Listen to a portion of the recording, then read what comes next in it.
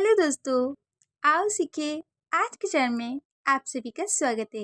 मेरा नाम कनक है और आज की क्लास बहुत ही ज़रूरी है क्योंकि आज हम सीखने वाले हैं आई के बहुत सारे रूल्स। ये लिखने वाले रूल्स है और अगर आप ये सारे रूल्स सीख जाते हैं तो 100% इंग्लिश का डर आपके मन से बिल्कुल दूर हो जाएगा। यकीन नहीं आता है तो पूरी वीडियो को देख लीजिए, उसके बाद आप खुद कहेंगे थैंक यू इतने अच्छे रूल्स सिखाने के लिए। तो चलिए स्टार्ट करते हैं। स्टार्ट करने से पहले प्लीज़ चैनल को सब्सक्राइब करें ताकि हम आपके लिए और वीडियो ला सके और आपकी मदद कर सके। तो चलिए स्टार्ट करते हैं। सबसे पहले हम जान लेते हैं कि आई को लिखने के लिए आई कब लिखते हैं। आपने कई बार देखा होगा जब भी आई लिखा जाता है तो आई के लिए आई लिखते हैं, लेकिन क्या ये सही है? और इसको लिखने से पहले क्या क्या चीज़ें आपको पता होनी चाहिए। जैसे कि हमने लिखा है कि शुरू और बीच में आई के लिए आई लिखे, लेकिन आई के साथ आपको ई भी लिखना होगा। ई को एक साथ मत लिखिएगा, आपको पहले आई लिखना है, फिर बीच में कोई लेटर होगा उसको लिखना है, उसके लास्ट में ई को लिखना है। यानी कि पहले आई के लिए आई लिखिए और लास्ट में ई को लिखे। इसके कुछ एग्जाम्पल से हम अच्छे से समझ लेते हैं ताकि आपसे गलतियां ना हो और आप इंग्लिश सही लिख सके। तो चलिए देख लेते हैं। जैसे कि आप एग्जाम्पल देख रहे हैं, लाइक। लाइक में हमने देखा एल के लिए यानी कि ला के लिए एल लिखा, आई के लिए आई लिखा। देखिए आई का जो आ है वो आ के डंडे के रूप में होता है, जैसे ला के बाद आ का डंडा है। तो यहाँ पर हमने आई इसलिए लिखा है ताकि आपको समझा सके। तो आई के लिए आपको आई लिखना है और का के लिए हमेशा के लिखे अगर का से पहले आई आ रहा हो। का के लास्ट में ई लिखे, यानी कि लास्ट में ई जरूर लिखना है, तभी आपके आई को आई पढ़ा जाएगा। तो हमेशा कभी भी शुरू में या बीच में आई आएगा तो आई के लिए आई लिखेंगे और लास्ट में ई लिखेंगे। अब बाकी को आप अच्छे से समझ के लिख सकते हैं। चलिए अब आगे जान लेते हैं। आई के बारे में तो आप बहुत अच्छे से समझ चुके हैं।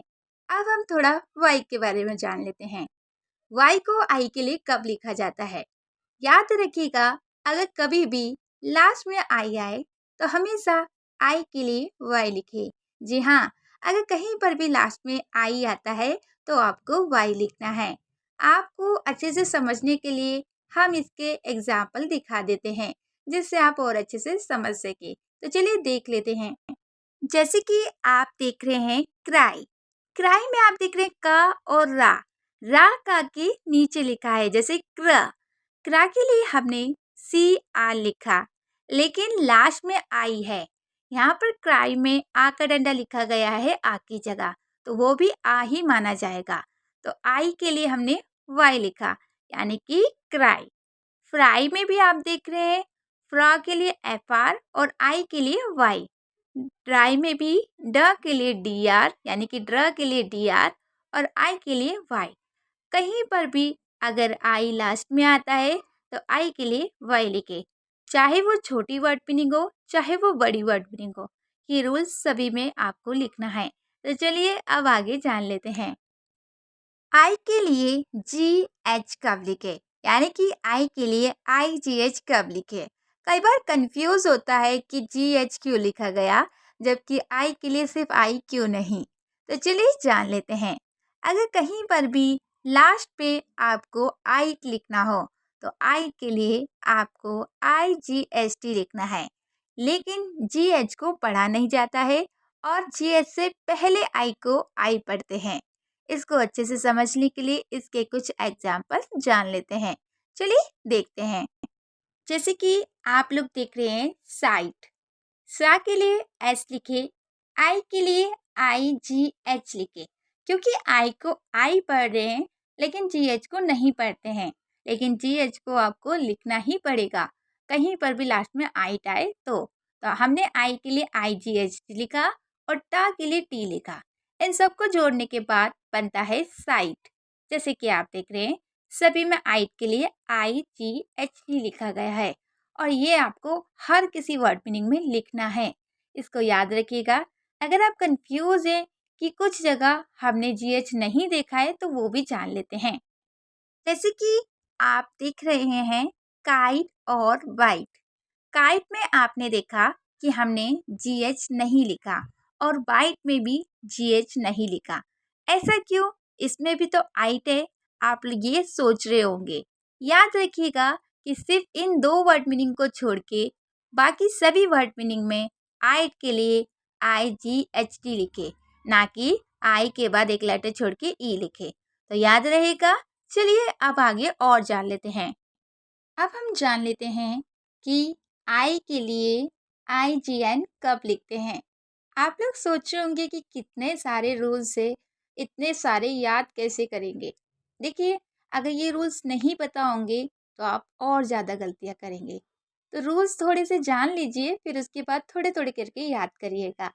अगर आप हमारी कोचिंग ज्वाइन करना चाहते हैं तो आप वो भी कर सकते हैं। उसके लिए आपको क्लास के स्टार्टिंग में कोचिंग का नंबर दिया गया था, आप उस पर कॉल या मैसेज करके हमारी क्लास आज ही ज्वाइन कर सकते हैं, जिसमें आपको शुरू से लेकर लास्ट तक सभी रूल्स सिखाए जाएंगे और बिल्कुल जीरो से इंग्लिश सिखाई जाएगी। चाहे आपको हिंदी भी ना आती हो तब भी आपको इंग्लिश सिखाई जाएगी। तो चलिए अब इसको जान लेते हैं। जैसे कि हमने लिखा है 5 वर्ड मीनिंग में आई के लिए IGN लिखा जाता है। जी हाँ, सिर्फ 5 वर्ड मीनिंग में ही आई के लिए IGN लिखा जाता है। लेकिन जैसे कि हमने बताया कि हम हर एक जानकारी आपको देंगे, तो वो 5 वर्ड मीनिंग और अच्छे से समझ लेते हैं। तो 3 वर्ड मीनिंग ऐसी होती है जो हम रेगुलर यूज़ करते हैं, जैसे विनाइन, माइन, रिजाइन। इसमें एग्जाम्पल भी दिया गया है जिससे आप अच्छे से समझ सकते हैं। तो वर्ड मीनिंग हम आपको इसकी नेक्स्ट वीडियो में बताएंगे, क्योंकि इसमें एक सस्पेंस है जो आपको पता अभी नहीं चलना है, वो जब भी पता चलेगा। और अब हम जान लेते हैं लास्ट रूल्स जो आपके लिए बहुत ज़रूरी है। तो चलिए वो भी देख लेते हैं। अब जैसे कि आप जाने आई के लिए EI कब लिखें। तो आई के लिए EI सिर्फ 2 वर्ड मीनिंग में लिखा जाता है, एक नाइदर और एक हाइट। अगर आप इन पिक्चर का PDF लेना चाहते हैं तो आप हमें कमेंट करें और हमारे व्हाट्सएप नंबर पे मैसेज करें, क्योंकि जिनके कमेंट आएंगे यस के उन्हीं को इसके सबके PDF मिलेंगे, लेकिन वो व्हाट्सएप पे मिलेंगे। इसलिए आप व्हाट्सएप पे कमेंट करके बोले कि हमें PDF चाहिए। तो उसके लिए आपको स्क्रीन पे जो नंबर दिया गया था उस पर मैसेज करना है।